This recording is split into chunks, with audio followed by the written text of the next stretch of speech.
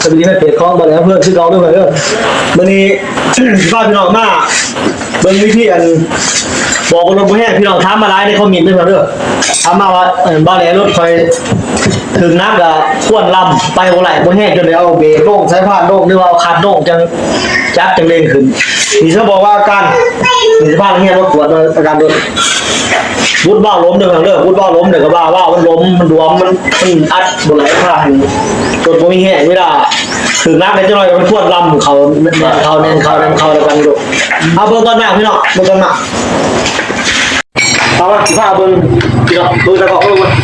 สิบห้าเบิ้งเรื่องเลยตอนทำให้ตัวจักกินหยากับตัวเฮ้ยเขาเห็นกันมาคันเดี๋ยวว่าแรงกระข้างร้ายจังเลยนี่เอาเบิ้งนี่เรื่องของเรื่องเลยจะยังกินไรจะมาจิ้มหยาพี่น้องเขาไม่ได้มีผ้าให้ข้วนลำนะครับส่วนลำโมบี้แห้งเปลืองน้ำมันกระส่วนพร้อมเรื่องเด้อยังจักกันย่านจุดตัวจุดเจียนด้วยนี่เอาไปเอาเบิ้งต้นมังแต่สิให้เบิ้งทั้งน้ำมันเนาะแห้งอยู่ฮันออกก็เสียนเนาะอาจจะพาเบิ้งไผ่อันมือว่ายังว่าเส้นมันน้อยหันสักเส้นเรื่องเด้อทีด้วยไม่ขายที่ตลาดได้บ้านที่ตลาดก้านเนาะจะบอกให้เบิ้งดมอยู่พี่น้องนี่บ้านอะไรนอกไปกระบอกไม่มีต้นมังเด้อแห้งเบิ่งหน่อยเอาดูว่าตัวนี้มันคำถามให้พี่น้องเด้อว่าจำอยู่หนึ่งที่ว่าจักโบแห้งบวชลงถุยน้ำนี่นะมันล้มมันนี่บ้ามันล้มแห้งนี่กระเพาะให้จักโบมีแห้ง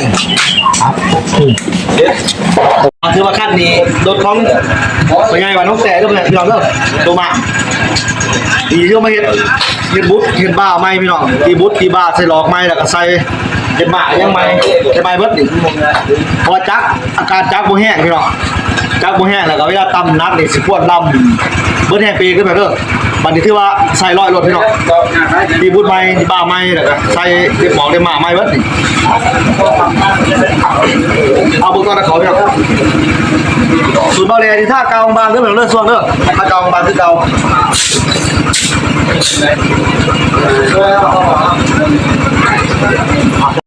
ชื่อว่าขั้นนี้ประกอบเรียบร้อยแล้วเด้อตัวว่าดูดีเดียวเสียงตุกตับเสียงบมุ่นบ่แห้งกินหยายันสอยันยังมันอาการมันเพียงเด้อควรลำไม่ได้ตำนะเอาไปลองเล่าเสียงมัน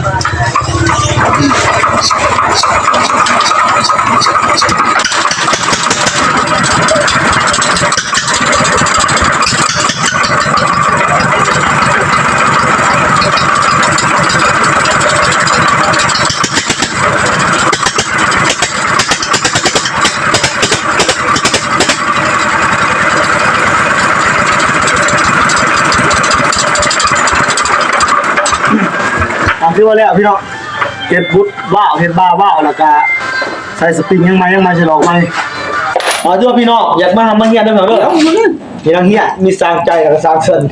สู้กล้องที่จะสร้างก็ได้โอ้นางเฮียไม่ไม่ได้กองกันเลยถ้าสนใจกับที่ต่อก็ได้เด้อมาแดดที่พับอยู่เป็นประโยชน์กับฝากก็ได้มาแชร์ได้ไหมเด้อขอบใจ